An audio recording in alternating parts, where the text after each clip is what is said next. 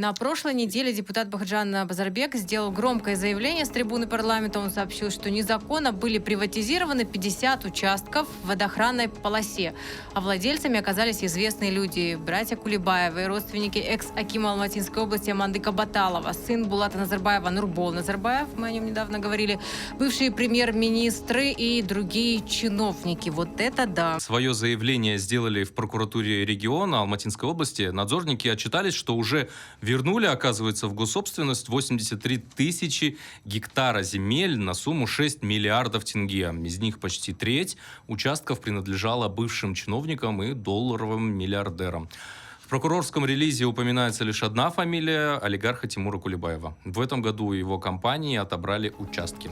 Странно, конечно, что ничего не сказано о наказании за эти махинации с землями. Значит, можно богачам, оказывается, и экс-чиновникам сначала незаконно присвоить себе земельные участки, а потом просто вернуть обратно государству, как будто бы ничего и не было.